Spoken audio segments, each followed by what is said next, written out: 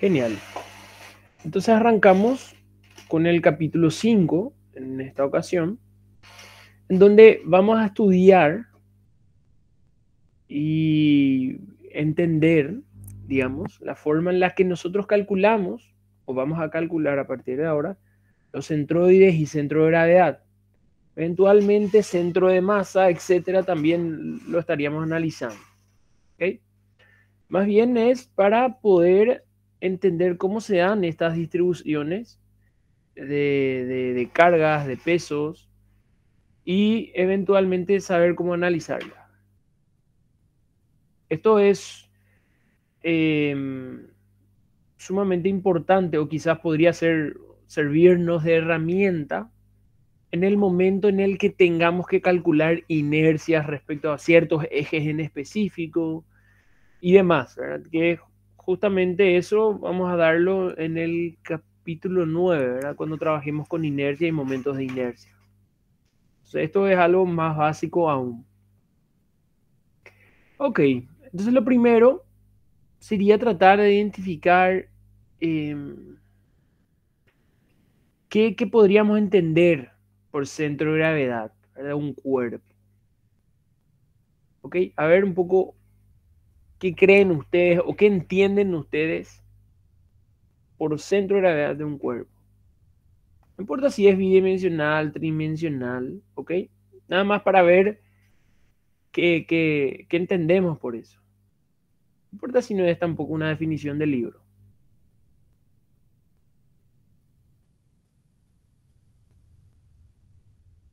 Si yo entro al aula y les pregunto, ¿qué entienden por centro de gravedad? ¿Qué es? ¿Cómo me podrían definir o explicar eso?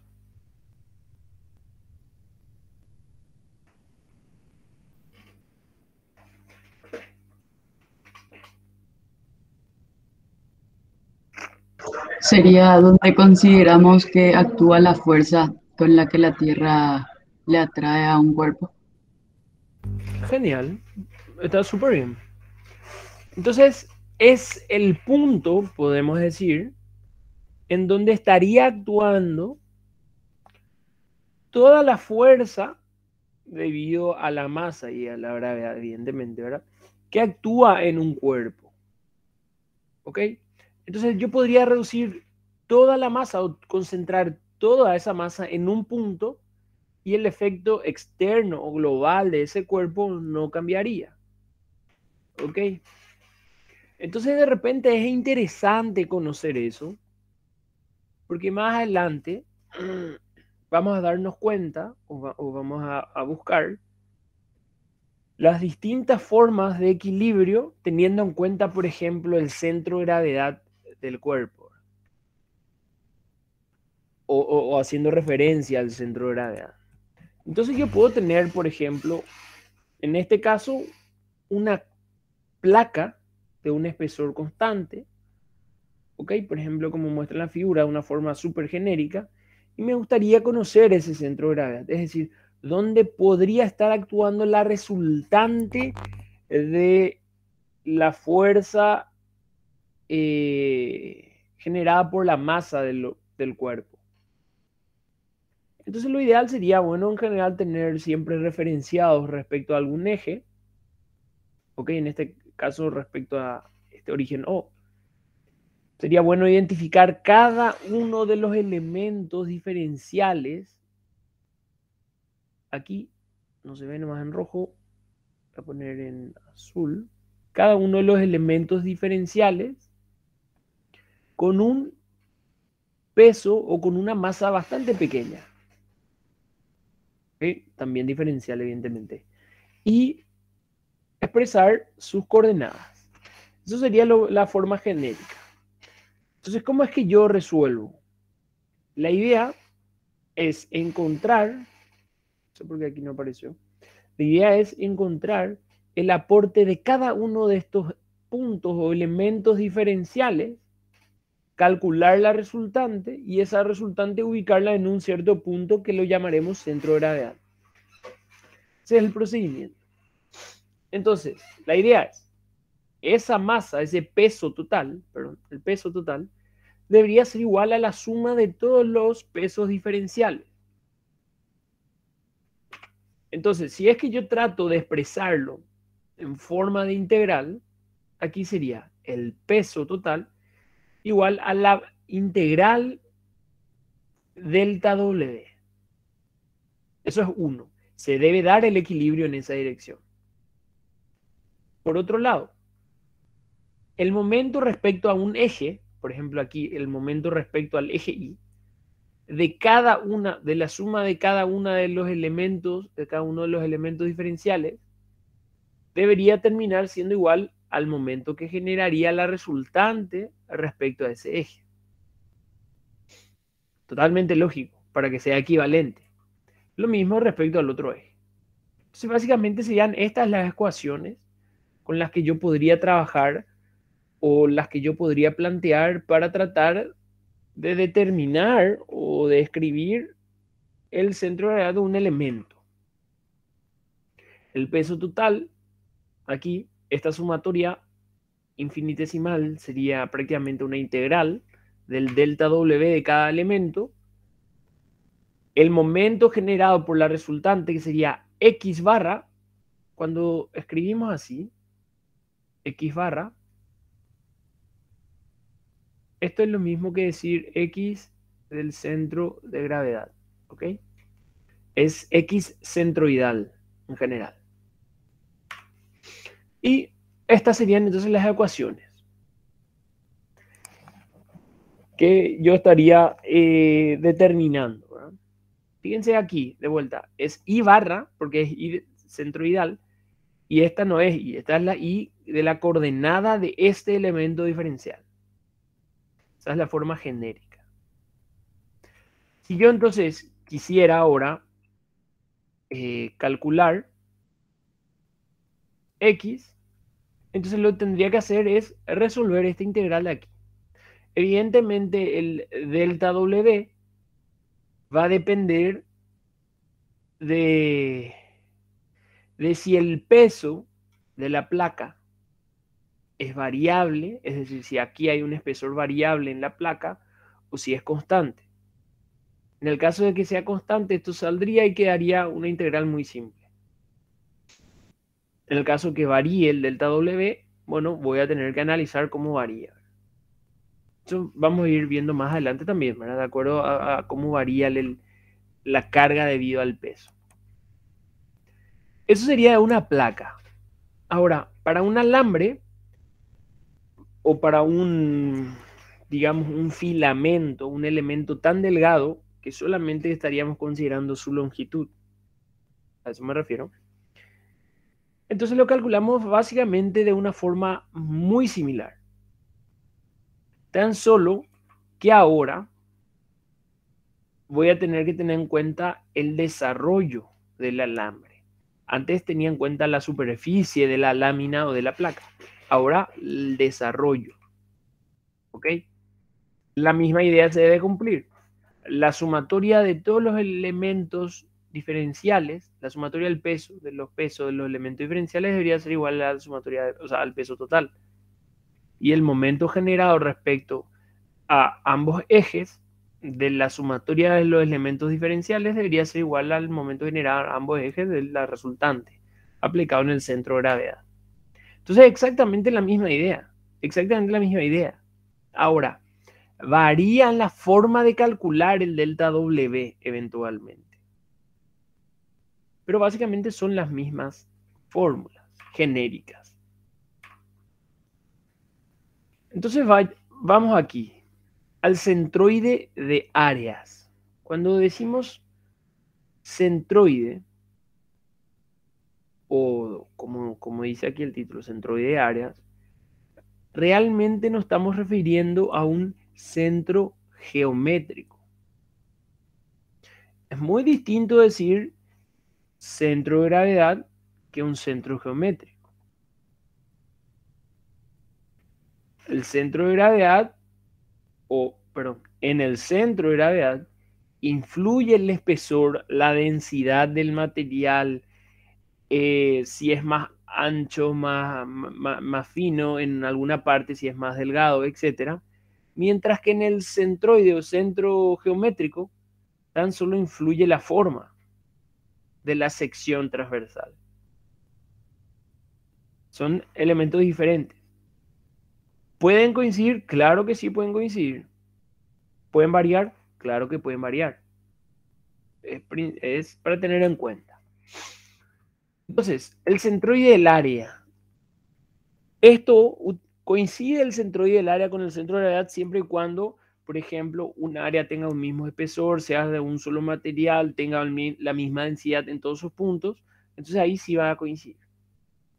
Si algo de eso es variable, ya no va a coincidir necesariamente. Entonces, para calcular el centroide del área, evidentemente se da la misma idea. Es exactamente la misma idea. La sumatoria del área de cada elemento diferencial debe dar igual al área total. ¿Ok? Y el primer momento sería en este caso generado por ese elemento diferencial respecto a cada uno de los ejes debe ser igual al primer momento generado del área total respecto a esos mismos ejes. Recordemos el primer momento, creo que lo vamos a ver más adelante, pero ya lo habrán desarrollado alguna vez. El primer momento nosotros llamamos al producto de una distancia por un área. Puede ser la coordenada X por el área, puede ser la coordenada Y por el área, por ejemplo. Esos son primeros momentos. O otro nombre que lleva es momento estático. A los segundos momentos los conocemos en general como inercia respecto a un eje, etc. Nada más aprovechando ahí que dije primer momento, quise refrescarles esa memoria.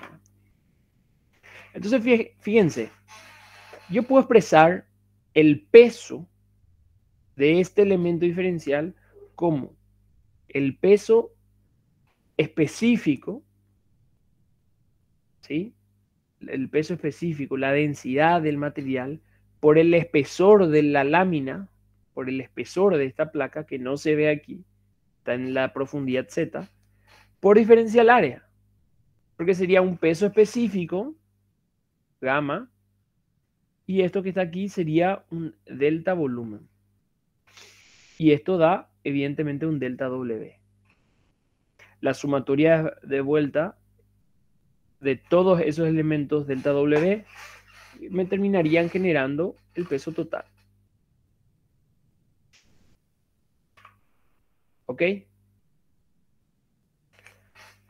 Justamente es aquí donde les digo, si el peso específico y el espesor de la placa son constantes, en ese caso el centroide y el centro de gravedad son iguales, o sea, coinciden. Si algo de esto es variable, ya no. Entonces, la idea sería resolver este primer momento, que es el primer momento del área completa. Entonces, ¿cómo se hace? Se calcula el área, ¿sí? El producto del área por la distancia a un eje, por ejemplo, si es al eje Y, se multiplica por la coordenada en X de esa área, aquí. Y luego el primer momento de cada uno de estos elementos es delta área por X, delta área por X, delta área por X, y así sucesivamente. Lo mismo para X. ¿Qué ocurre aquí? ¿Qué ocurre aquí? ¿Qué pasa si a esta expresión yo tengo esta expresión? Esto es lo que está aquí en esta ecuación. ¿Qué pasa si a esta expresión yo divido cada miembro por el área total? ¿Qué pasa si yo divido a cada miembro por el área total?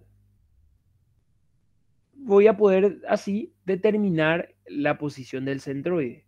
Entonces lo que hacemos es, aquí, al centroide por área dividido área total, y eso hacemos igual a sumatoria de xi a y dividido la sumatoria de AI. Fíjense que la sumatoria de cada uno de los elementos diferenciales evidentemente me daría el área total. Y aquí queda esta famosa expresión que me servía para determinar el centroide de una pieza. Xi por AI dividido sumatoria de AI. Lo mismo.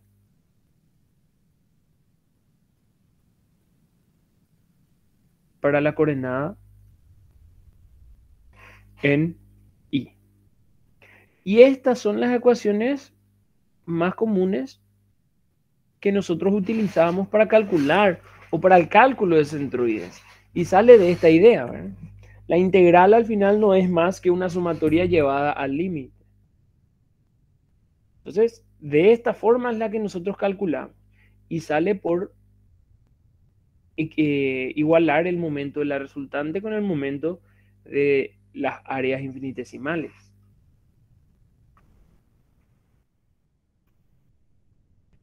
Centroides líneas. Fíjense que cuando decimos líneas, de vuelta nosotros hacemos referencia a un elemento en donde todo el espesor, toda la sección transversal o la densidad podrían permanecer constantes. Entonces solamente va a influir el desarrollo que tenga. En este caso, por ejemplo, el peso yo podría escribir como el peso específico por A por delta L, donde A sería el área de la sección transversal, es decir, esta dimensión acá. Y diferencial y delta L es esto, la pequeña longitud de ese elemento. Entonces, A por delta L me daría un cilindro diferencial que me daría el volumen diferencial de un pequeño pedacito. Por gamma me daría el peso. De vuelta, si gamma y A, o sea, la sección transversal permanecen constantes, ahí sí el centroide y el centro de gravedad coincidirían. Y de vuelta, exactamente la misma idea que venimos aplicando. Si lo quiero expresar en forma de sumatoria, no, en forma de sumatoria de eje.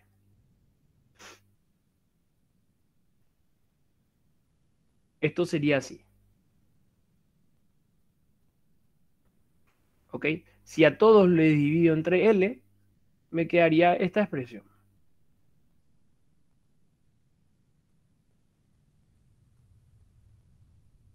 O para I me quedaría esta expresión.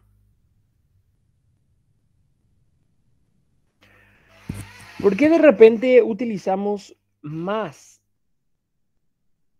esta forma que la forma integral? Y bueno, depende de lo siguiente. En general, utilizaremos la forma de integral cuando yo conozca la curva aquí, no sé, I cubo más AB y cuadrado menos CI, etcétera, etcétera. Cuando conozca la curva del desarrollo. En ese caso yo optaría por utilizar la fórmula o la forma integral. ¿Cuándo elegiría usar la fórmula de sumatorias? En general, cuando esa curva o esa línea esté definida por trazos rectangulares o trazos que de repente yo puedo considerar unas formas conocidas. Entonces yo estaría haciendo la sumatoria de cada uno de esos segmentos rectos, por ejemplo. Lo mismo ocurre con el centroide de áreas. Utilizaría la sumatoria cuando conozco o puedo conocer áreas comunes y utilizaría la forma integral cuando se trata de un área variable. Ok, sigamos. El centro de gravedad es un cuerpo tridimensional, ¿verdad? Es exactamente la misma idea que estamos aplicando. De vuelta va a seguir siendo un poquito redundante. Es encontrar el punto este en donde yo pueda reemplazar toda la masa todo el peso y concentrar en ese punto y el cuerpo siga sin variar exteriormente. ¿Ok? Es como si fuese que yo pueda concentrar toda la carga en un punto. Entonces la idea es la misma. La sumatoria de todos los elementos diferenciales deberían ser igual a la carga resultante y los momentos generados respecto a los ejes también. ¿Ok? De ahí yo puedo tener el peso total como la sumatoria de los elementos diferenciales, el momento del peso total como sumatoria de los elementos de los momentos diferenciales. Fíjense que aquí lo hace respecto al punto O, lo puede hacer respecto a cada eje, da absolutamente igual, ¿verdad? Y quedan estas expresiones, que son las que ya estábamos teniendo. Solamente que aquí aparece una tercera ecuación, ¿verdad? Antes teníamos tres, antes teníamos dos momentos. Ahora tenemos respecto a los tres ejes.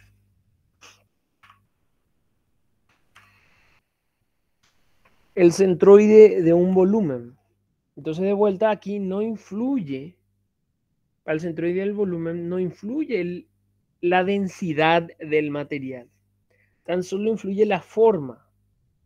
Esas son las diferencias de centroide y centro de gravedad. En el centroide no influye la densidad del material. Entonces podríamos escribir el delta W como gamma por un delta volumen y el peso total como gamma por volumen total. Si yo hago el reemplazo en estas ecuaciones, en vez de W pongo gamma por volumen y en vez de delta W pongo gamma por delta volumen, perdón, delta W, perdón, delta volumen debe ser aquí. ¿Qué va a pasar? Gamma yo puedo sacar de la expresión y puedo llegar a simplificar eventualmente, ¿verdad? Gamma yo podría llegar a simplificar. Entonces mi expresión quedaría en función directamente del volumen. Sería el centroide por el volumen igual a X por diferencial volumen. De vuelta, ese diferencial volumen va a depender cómo nosotros tomemos. Vamos a ver ahora unos métodos que nos permiten, digamos, determinar el diferencial volumen. De lo contrario, si no quiero hacerlo de esa forma, de vuelta siempre existe la forma de realizarlo como sumatorias. ¿Ok?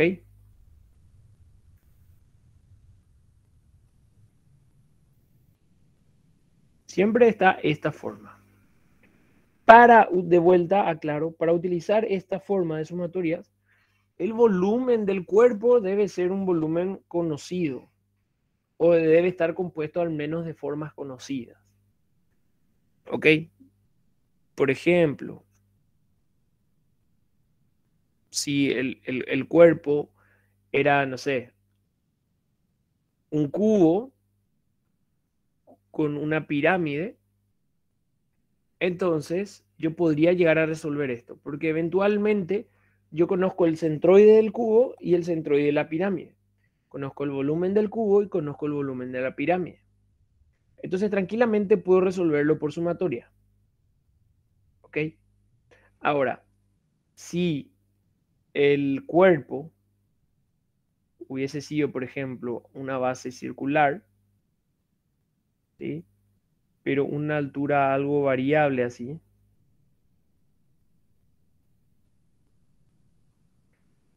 en donde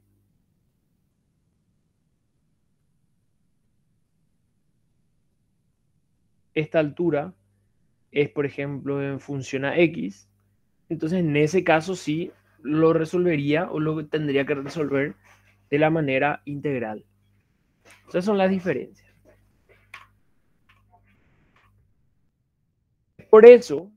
Es por eso que nosotros vemos esta parte, la parte de áreas comunes o volúmenes comunes.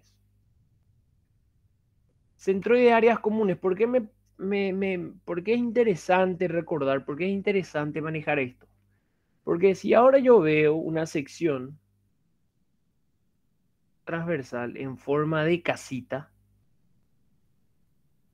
esto no hace falta que yo tenga que integrar.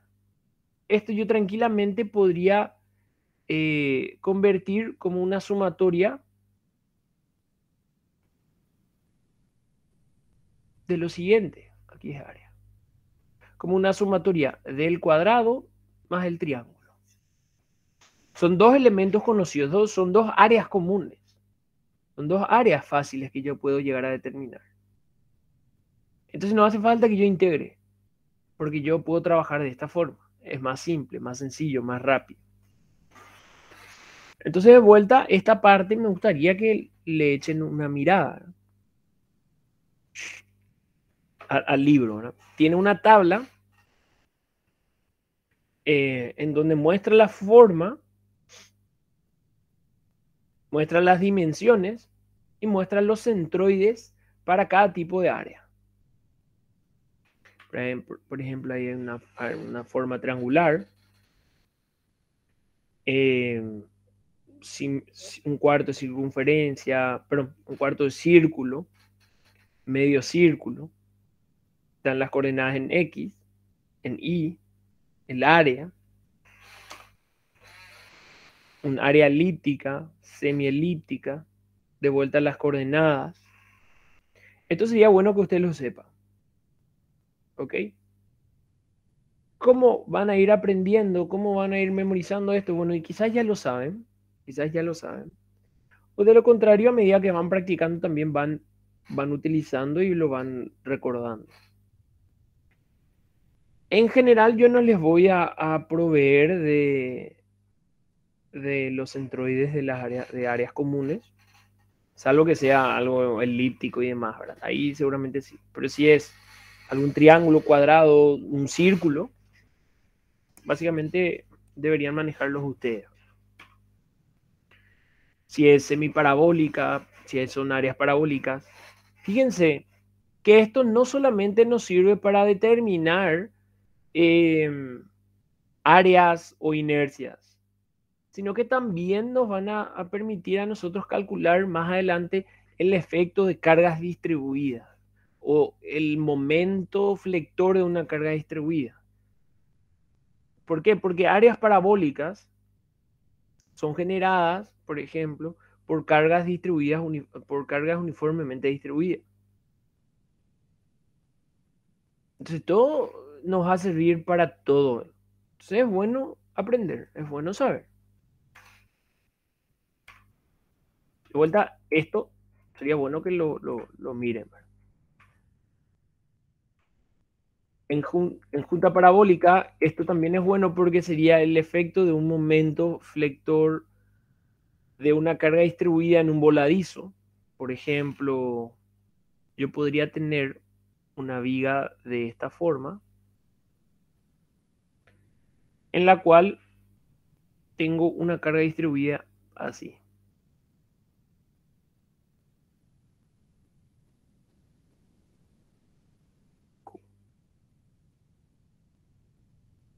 Cuando nosotros veamos cómo calcular el diagrama momento flector, el diagrama momento flector vamos a ver que aquí nos va a salir de la siguiente forma.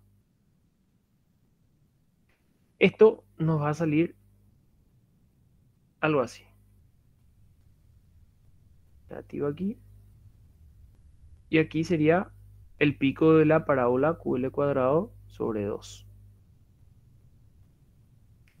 Entonces, está muy bueno saber cuánto vale el área de esto, porque si lo sé, aquí voy a tener fácilmente cuánto vale el área del diagrama momento flector encerrado. ¿Ok? ¿Dónde está el centro de gravedad? Entonces, para todo sirve. Todas estas cosas sirven para muchas cuestiones que los vamos a desarrollar. No es solamente para calcular áreas y centroides de formas que nunca lo vamos a ver. No, sirven para muchas cosas. ¿Ok?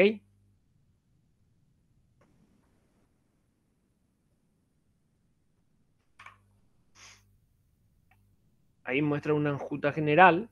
Esto sería para una carga ya no necesariamente lineal, por lo tanto el diagrama o el área generado ya no es de segundo grado, sino de tercero, de cuarto, de quinto, etcétera, etcétera. Va a depender de esa, del grado de la curva, ¿verdad? Sector circular, recordar, esto sí o sí lo dieron ya antes. Ahora, centroides de líneas comunes. Esto sí no es tan común para nosotros porque no lo veníamos utilizando en general. Pero, fíjense cómo aquí no aparece el centroide de un rectángulo de un cuadrado, ¿verdad? Eso está más que obvio. Aviso más porque suele ocurrir donde antes solía dar una tabla de centroides y de repente alguien preguntaba, profe, el centroide del rectángulo no está. ¿Verdad? Y preguntaban, pero no necesariamente porque no sabían, sino porque tan concentrado estaba en solamente utilizar la tabla que deja pasar algo tan obvio como eso. Centroides de líneas comunes. En este caso, podemos tener, no sé, una semicía, un cuarto de circunferencia, un arco de circunferencia, etcétera. Son los más normales. Fíjense que no hay el centroide de una línea recta o de un segmento de recta. Eso es obvio también. Estos serían ya de volúmenes comunes. De una semiesfera, de una esfera, es obvio. De un cubo, es obvio. Por eso no aparecen. De un semielipsoide de revolución. Cuando decimos revolución es porque se obtiene rotando una forma alrededor de un eje, que lo vamos a ver también en este capítulo. Quizás en la siguiente clase, no sé si da para hoy. Entonces fíjense cómo da el centroide y el volumen en función a sus datos. Los datos pueden ser radio, radio de altura, etc. Se tiene que fijarse bien en las tablas como para poder aprender alguna vez, ¿verdad? Un cono, una pirámide. Entonces es bueno. ¿Por qué es bueno de repente recordar esto? Justamente por lo que les dije hace rato. Si yo tengo entonces un cuerpo que está conformado por un cubo, aquí tengo una pirámide y aquí en la base una semiesfera,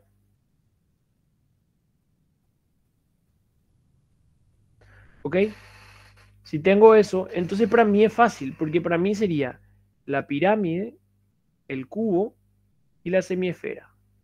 Entonces yo puedo calcular el centroide de cada uno de ellos, entonces puedo calcular el centroide de la suma de ellos. No voy a tener que resolver una integral. Porque si hubiese querido una integral, entonces hubiese tenido que sacar un elemento diferencial aquí, por ejemplo, esto, ecuacionar la altura de esto, que va a ser en función de, no sé, o X o Y, inclusive, y va a tener que depender de la pendiente de esta pirámide y del fondo de la esfera. Entonces va a ser un desastre total tener que resolver de forma integral. Por eso que vale la pena entender y diferenciar las áreas comunes o volúmenes comunes. Ok, continuando. Vamos a ver algunas propiedades antes de ver cómo se calcula. ¿Qué pasa cuando yo tengo ejes o puntos de simetría? Ojo. Por ejemplo, este trapecio. Ese trapecio de ahí. Evidentemente tiene un eje de simetría. el eje de simetría es tal que lo puede partir a la figura en dos formas iguales, pero espejadas. Fíjense cómo está despejado al lado izquierdo al lado derecho. Cuando tengo un elemento o un área, un volumen con un eje de simetría, entonces yo ya puedo saber que al menos el centro de gravedad, perdón, al menos el centroide va a estar en ese eje de simetría. Ya sé que va a estar el centroide en este eje de simetría. Lo que no sé a qué altura. Pero ya sé que estaría en el eje. ¿Por qué? Porque siempre que tenga este elemento aquí, diferencial área, voy a tener también este elemento opuesto de diferencial área.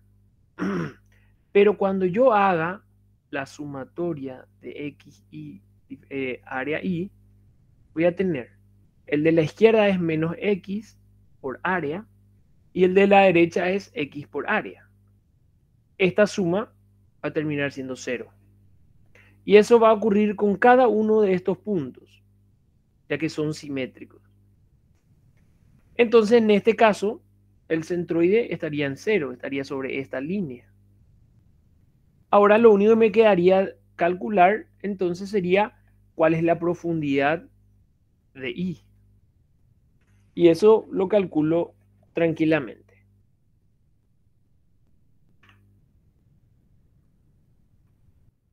Fíjense aquí en esta otra sección.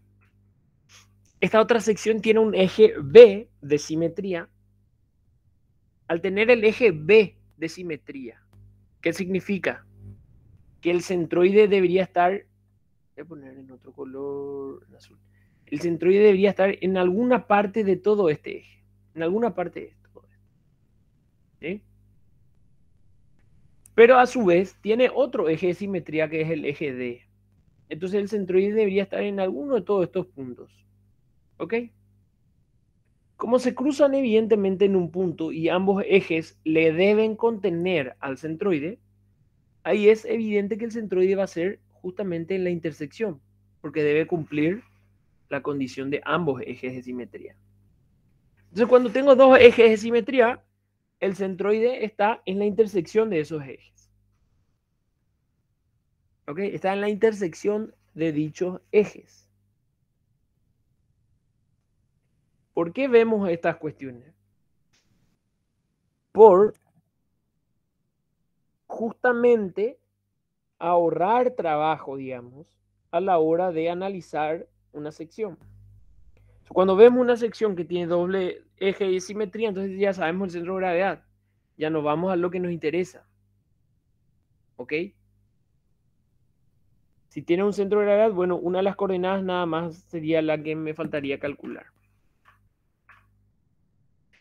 Ahora, aparecieron justo. Fíjense este perfil en forma de L o perfil angular. Fíjense que tiene un eje de simetría BB'. ¿Sí? Tiene un eje de simetría BB'. Y no necesariamente ese eje de simetría debe ser horizontal o vertical, puede ser oblicuo. ¿Por qué no? No importa eso, no importa. Total, los ejes que nosotros tomamos son ejes de referencia. ¿Ok? Entonces, tiene un eje de simetría, por lo tanto, yo sé que sobre ese eje va a estar la coordenada. Entonces, lo último que me faltaría conocer a qué profundidad de ese eje. En el caso de este triángulo, ven que tiene ejes de simetría y no necesariamente tampoco esos ejes son perpendiculares entre sí. Fíjense aquí, no forman 90 grados, pero igual el eje B y el eje D son ejes de simetría. El centroide va a estar entonces en la intersección. ¿Ok?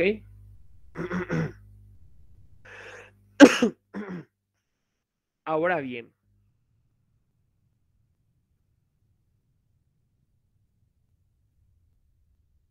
hasta aquí las primeras 4 tienen ejes de simetría. ¿Qué pasa con esta última figura? ¿Cómo es el eje X o el eje Y?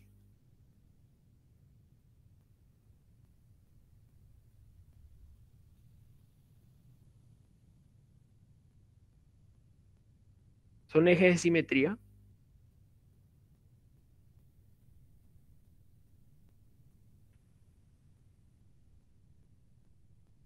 No, profe.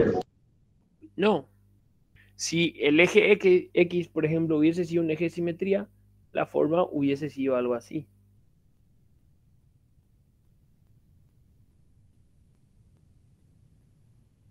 Si la forma era algo así, el eje X hubiera sido un eje de simetría.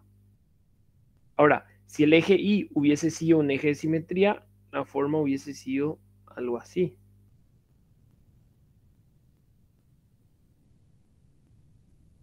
Cuestión que no se cumple en ninguno de los dos casos. Si bien tienen la misma sección, digamos, al particionar el eje, pero no están espejados, sino que son opuestos. Cuando se tiene algo así, se dice que es un eje de asimetría, un eje asimétrico. Porque hubiese sido simétrico, pero está invertido. Está invertido. Entonces, todo lo que se desarrolla en este cuadrante se desarrolla en el cuadrante opuesto. ¿Ok? Y lo que está aquí en el otro. Entonces, en ese caso son ejes asimétricos. ¿Qué ocurre aquí? Ambos ejes X e Y son ejes asimétricos y se intersectan en un punto O. ¿Ok? ¿Qué va a pasar? ¿Qué va a pasar en este caso? Aquí, este elemento área, este elemento aquí, va a tener X diferencial área. Y este que es el asimétrico del mismo, va a tener menos X diferencial área. Esa suma va a terminar siendo 0. Entonces, al tener dos ejes asimétricos, igual termina siendo en la intersección de esos ejes el centroide. Entonces, a este punto O se lo conoce como punto de asimetría, porque es la intersección de dos ejes asimétricos. Y en ese punto también estaría ubicado el centroide. Entonces, de repente, lo primero que podría hacer es identificar la sección o el área con el que voy a trabajar. Primero, investigar si tiene algún eje de simetría. Si lo tiene, entonces ya facilito mi trabajo. Lo siguiente, si esa área está compuesta por áreas comunes. Por ejemplo, vamos al ejemplo de hace rato. Por ejemplo, tener esta casita. Yo sé que este eje vertical es un eje de simetría. Entonces yo ya sé que X para este va a ser 0. Lo que me faltaría hacer es calcular la Y y voy a usar en este caso esta fórmula. Y ahí voy a encontrar la posición del centroide. Ahora, si la sección o el área es algo así, a ver un poco.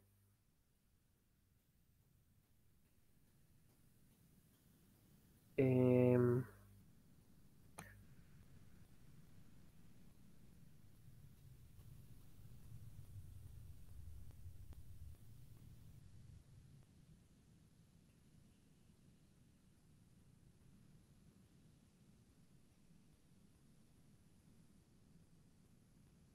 si es algo así, entonces ¿yo qué debería hacer?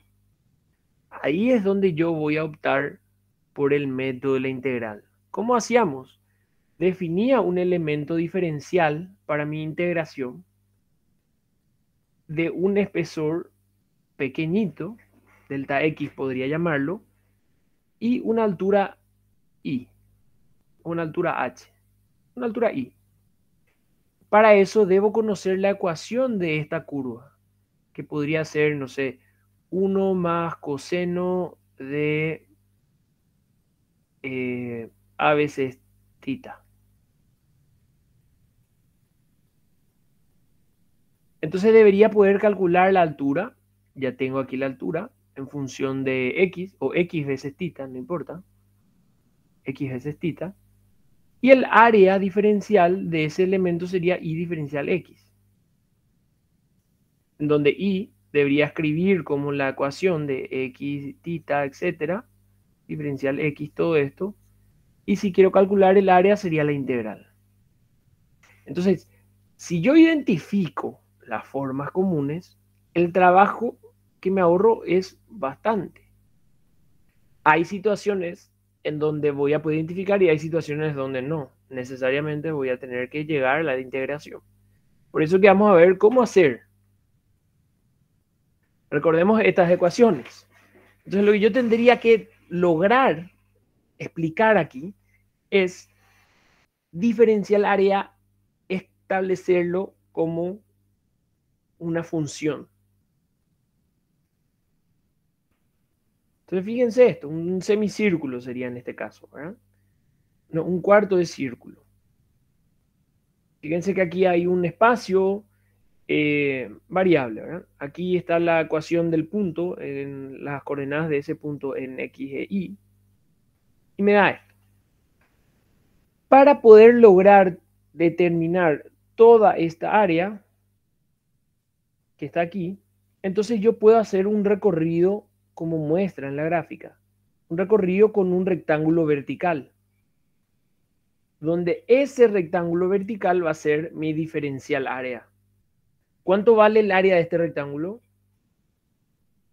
En rojo.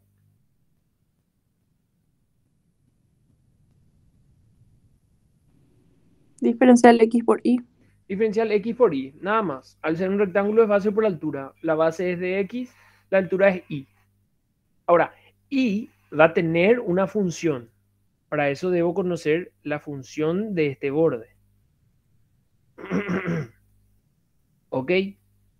Entonces la idea sería poder expresarlo de esa forma.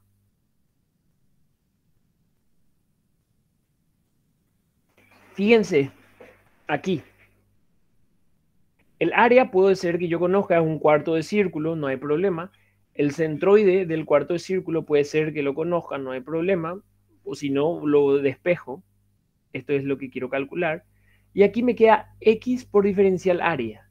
Lo que hay que entender aquí es que va a ser diferencial área del elemento diferencial que estoy integrando. Entonces, en este caso, el diferencial área sería y diferencial x. Y diferencial x. Y este x, esta x es la coordenada del centroide del elemento diferencial. La coordenada del centroide del elemento diferencial. No es x. No es y. Es la coordenada del centroide del elemento diferencial. En este caso, por eso justamente llama centroide EL. Esto lo que llama es el centroide del elemento diferencial. En este caso, si mi elemento diferencial es este rectángulo, aquí en particular, el centroide en X coincidiría con X, pero el centroide en Y del elemento diferencial, en este caso sería Y sobre 2. Fíjense, este sería el elemento diferencial, perdón, el centroide del elemento diferencial. La coordenada en Y es aquí. Entonces, si yo quiero calcular esto, voy a tener que resolver la integral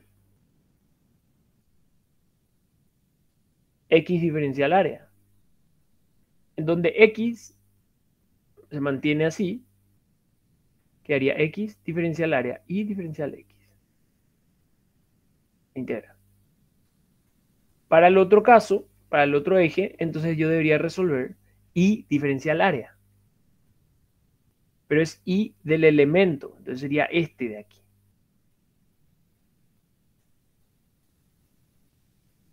¿Ok?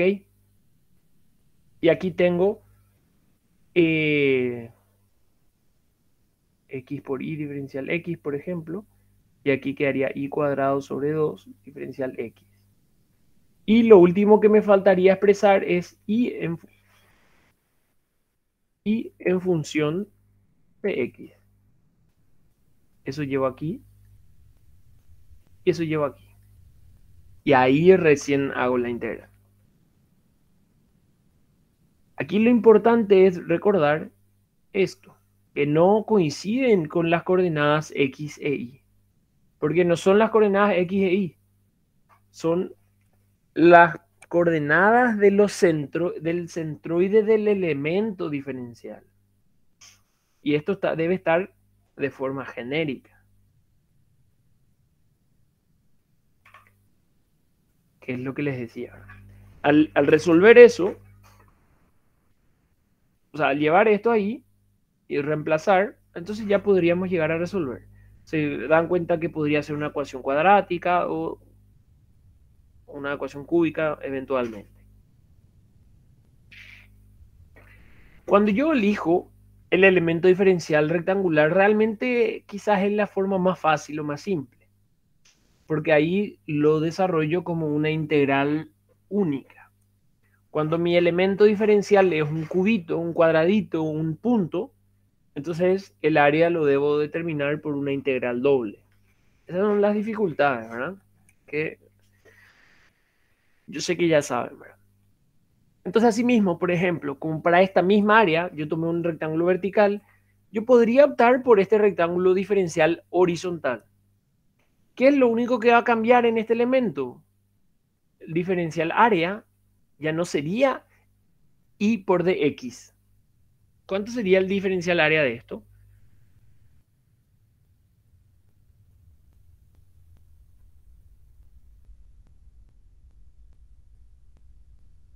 Con los datos que se ven ahí en la pantalla, ¿verdad? A menos X por DY. Sería a menos x, todo esto multiplicado por dy. Dy es, digamos, el ancho del rectángulo diferencial. Y la base o el alto, si quieren decir, es toda esta parte verde nada más. Entonces sería la longitud total menos la coordenada de x. Porque yo lo que quiero es este valor. El x centroidal, ¿cuánto sería?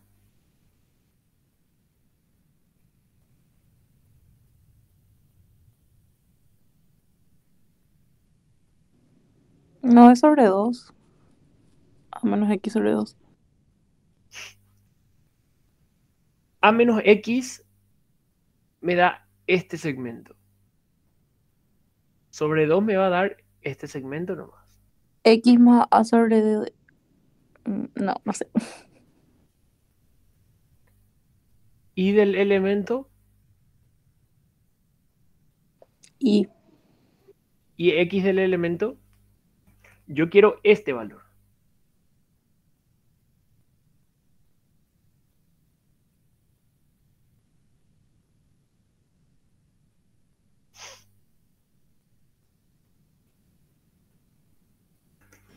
No es A sobre 2, profe.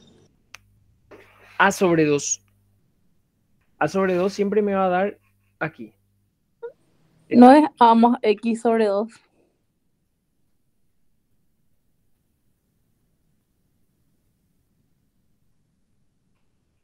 A más x sobre 2. Que el sobre 2 es completo. Completito. A más x sobre 2. Sí. Esto sería la mitad de a y la mitad de x.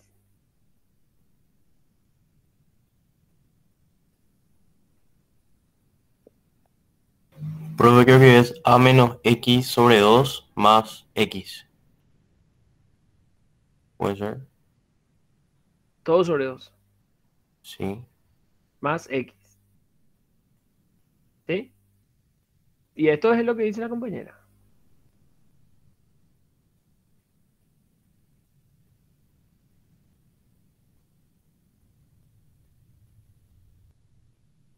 ¿Alguien más está de acuerdo con eso? ¿Por qué va a ser más X también, profe? O sea, el compañero me dijo.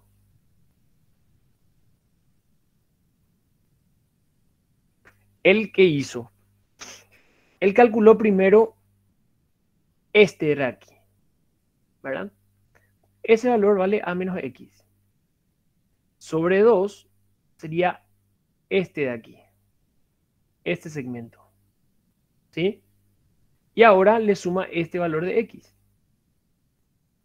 Entonces hace a menos x, la mitad del rectángulo, más la coordenada que queda aquí, más este valor que queda aquí afuera. Y de ahí sale el a más x sobre 2. Entonces, fíjense que aquí evidentemente requiere mucha atención. Porque tranquilamente me puedo equivocar en la expresión del centroide del elemento. Cuando eso ocurre ya todo está mal. Y luego se trata de una integral simple, ¿verdad? Entonces fíjense cómo que al cambiar la disposición cambian los valores. Fíjense, diferencial área y diferencial x no era antes. Ahora es a más x diferencial y. Centroide cambió.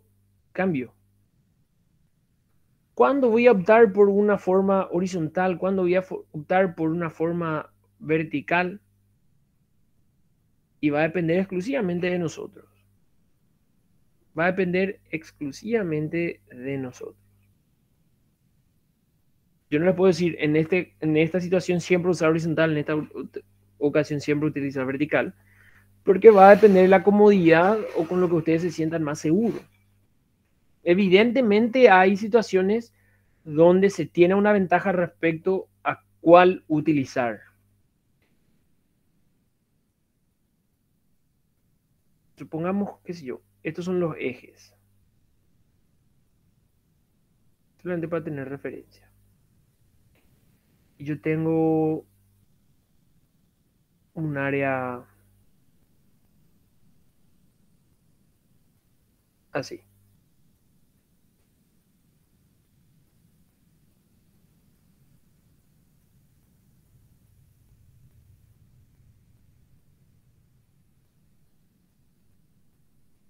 Este sería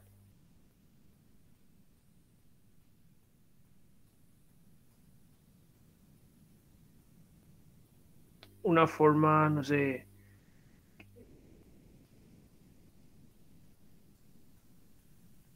algo así. Una ecuación, ¿verdad? En este caso, ¿qué elemento diferencial ustedes optarían? ¿Y por qué? ¿Uno horizontal o uno vertical? Este puede ser de D hasta C.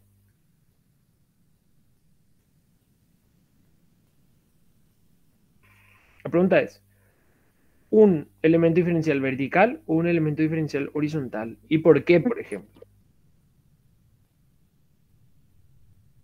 Vertical, ¿Por? porque va a variar sobre la altura. Porque y está en función a X.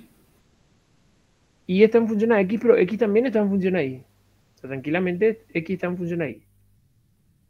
Aquí, por ejemplo, ¿qué va a pasar? Mi elemento diferencial, por ejemplo, sería directamente de X por la altura Y. Mientras si tomo un horizontal,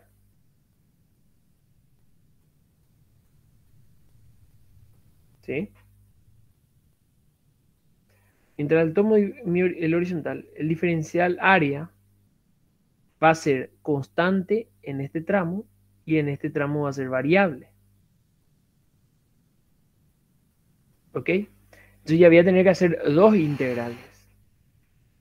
Porque de aquí hasta aquí, un barrido normal. De aquí hasta aquí, el área ya varía. Entonces mi diferencial área va a cambiar. Entonces evidentemente no valdría la pena hacer esa forma.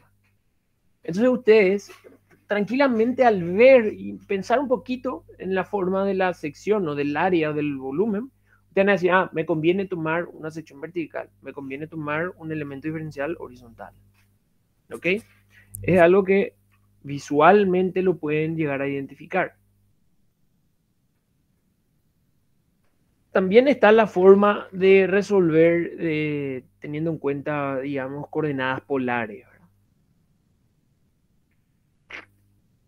En general no acostumbramos a utilizar mucho de esto, pero cuando se tratan de formas circulares o que tienen un centro de desarrollo, podría ser interesante. En cualquier otra situación, yo no recomendaría. ¿Ok? Fíjense que cuando se trata de esto, el elemento diferencial es un triángulo. Es un triángulo, perdón, es un sector circular pero tan infinitesimal que se convierte en un triángulo. Se convierte en un triángulo. Entonces, ¿cuánto vale el área de esto? Base por altura, que es R sobre 2, un medio de R por R delta tita, que es la longitud de la cuerda. Es el área del triángulo. La coordenada en X, bueno, tengo que saber dónde está la coordenada del centroide del triángulo y lo mismo para ambos. En general, esto no es muy común utilizar. Sencillamente no sé si vale la pena expresarlo esto. Pero, como les dije, cuando se tratan de formas circulares o que todas tengan un centro de desarrollo, vale la pena. De cualquier otra forma, no. Entonces, así como vemos la forma de integrar para calcular los centroides de placas de áreas, lo podemos hacer para líneas. Si para el centroide de un área yo tenía que tener en cuenta el área, redundante, para el centroide de línea debo tener en cuenta el o el desarrollo o la longitud. Entonces mi elemento diferencial debería de ser un elemento diferencial de longitud, diferencial de desarrollo. Eso es lo principal que hay que entender. Entonces, lo que yo debería lograr es determinar cuánto vale esta longitud diferencial delta L. Si yo tengo así esta longitud o este segmento, ¿sí? Sé que aquí vale X y esto vale Y. Toda esta longitud vale Y, toda esta longitud vale X. ¿Esta L cuánto valdría?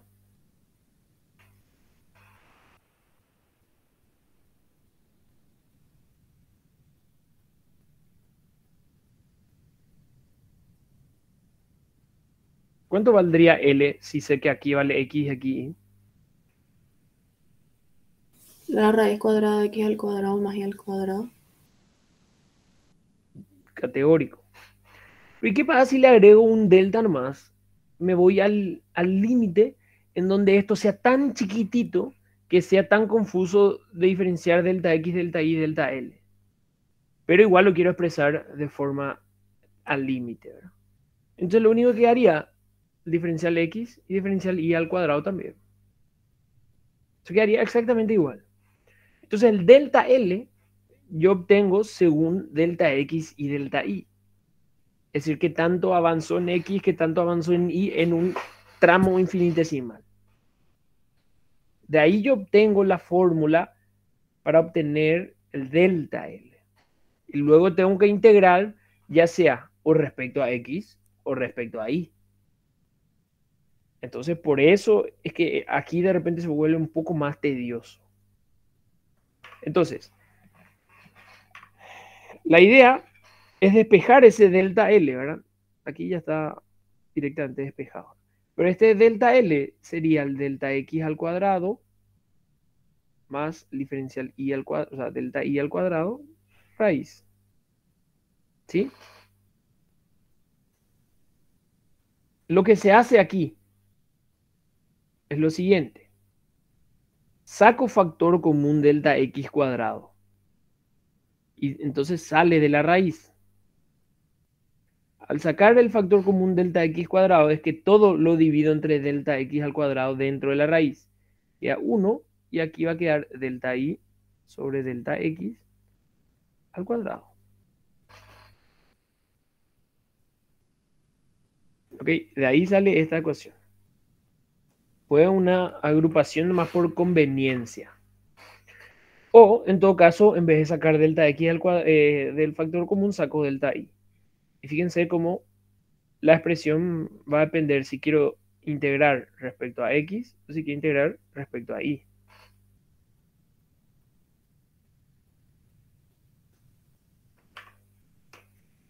Análogamente para la forma de...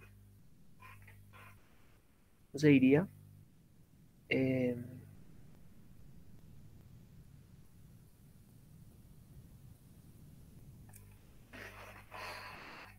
Polar, ¿verdad?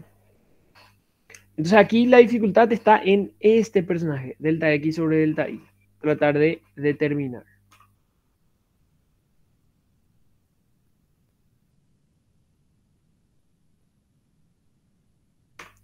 Esto va a ser lo último. Vamos a llegar hasta aquí, ¿verdad? Centroides de volumen por integración, como obtenemos exactamente la misma forma. Se trata de obtener un elemento diferencial y eso integrar de acuerdo a los límites que yo necesite. El elemento diferencial puede ser un prisma rectangular. Esto sería lo más simple y sencillo. ¿Sí? ¿Por qué? Porque aquí tengo, por ejemplo, ¿cuál sería el volumen de este elemento?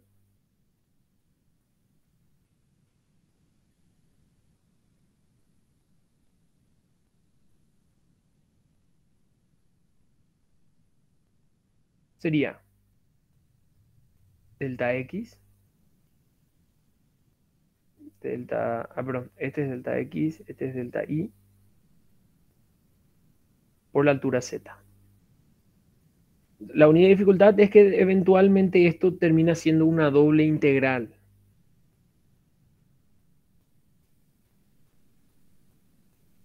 ¿Ok? Lo puedo hacer, claro, lo puedo hacer así. Ahora, para una forma como aquí indica, yo no hubiese elegido el prisma rectangular como elemento diferencial, pero es una opción, sería la forma genérica. ¿Ven cómo el volumen queda Z de X de Y? El centroide en X es X, el centroide en Y es Y, el centroide del elemento es Z sobre 2, es la mitad de la altura.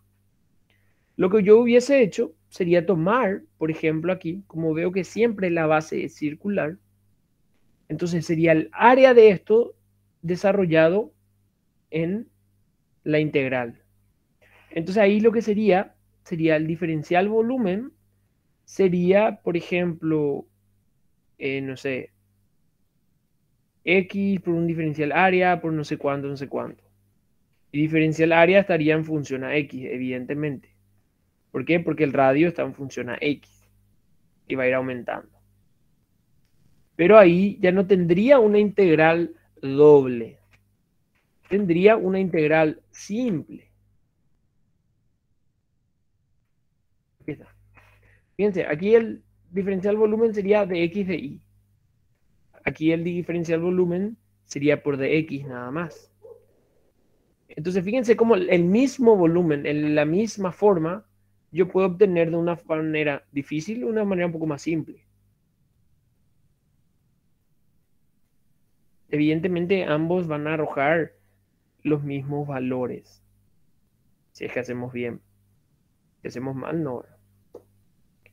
Pero uno requiere menos trabajo, por así decirlo, o lo podemos determinar con mayor facilidad.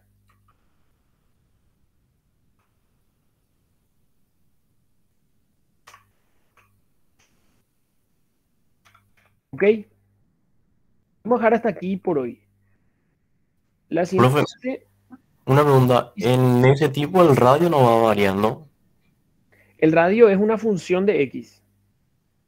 Aquí hay que expresar r como una función de x. Para eso debo conocer cómo varía. Para eso debo conocer la curva aquí. Esta curva seguramente es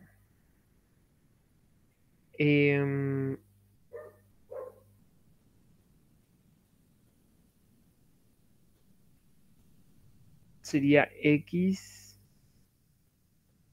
igual a k por y cuadrado. O algo así, ¿verdad? Ya. Caché que ahora ya me quedó la Sí. función. Sí, una función. Entonces, la y sería lo equivalente al radio, ¿verdad? Porque la y sería esta altura, que va a ser al final el radio del círculo. Entonces hay que despejar y en función a x y meter aquí en la integral. No es pi r, porque esa r no es constante, ¿verdad? Pero va a depender de esta variación, de cómo varía la superficie exterior. Profe, Sí, ¿ves que tipo las coordenadas del centroide siempre están, no sé si son multiplicando o tipo indican nomás que, por ejemplo, acá x por b, ¿verdad? O sea, eso es una multiplicación o indica que es del volumen nomás. no. Esto es un producto. O sea, lo que nosotros estamos calculando aquí es el momento generado por todo el volumen respecto al eje Y. Esto sería un momento respecto a un eje Y, pero un momento de área nomás, o un momento de volumen, ¿verdad? Y eso evidentemente debe ser igual a la sumatoria de todos los elementos diferenciales. Entonces, X diferencial volumen. Ya, entonces si Sí, queremos hallar solamente la coordenada tendríamos que dividir por el volumen, ¿no? ¿Cómo? claro, en ese Ya, caso, resuelven la integral y dividen con el volumen. O, ok. de la forma más simple, ¿se acuerdan la sumatoria, verdad? Esto al final de cuentas es X volumen dividido esto. Porque agarré el volumen y ya pasé a dividir del otro lado. El volumen está aquí. ¿Ok? Dale, gracias, profe. Dale.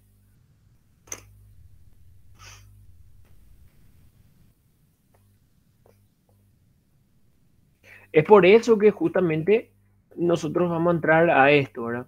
Cuando tenemos elementos compuestos por formas o secciones ya conocidas.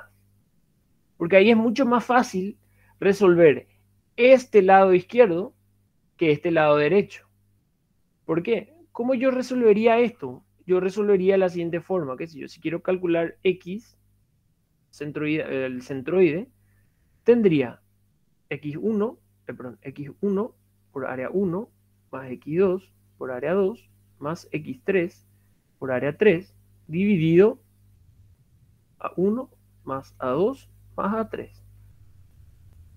Esto es un rectángulo b por h. Esto es un triángulo b por h sobre 2. Un triángulo b por h sobre 2.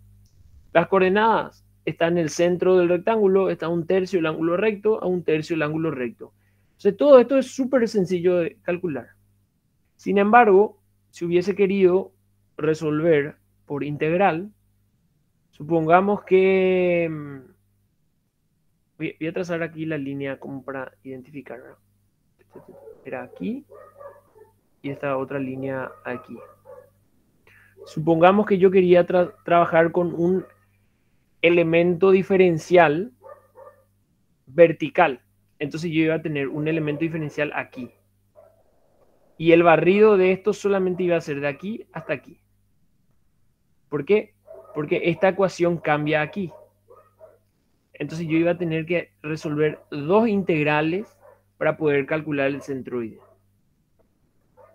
Ese es el principal beneficio de trabajar con formas conocidas, siempre y cuando se pueda.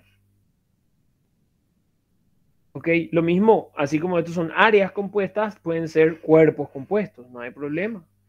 Pero el tiempo que nos ahorramos es fenomenal, ¿verdad? Por eso es importante ver también esta parte un poquito más adelante. Esto sí lo vamos a desarrollar en la siguiente. Nosotros quedaríamos hasta aquí. Entonces, si no hay consulta, lo dejamos por hoy hasta aquí suficiente. Y nada, ¿verdad? Nos vemos en la semana que viene.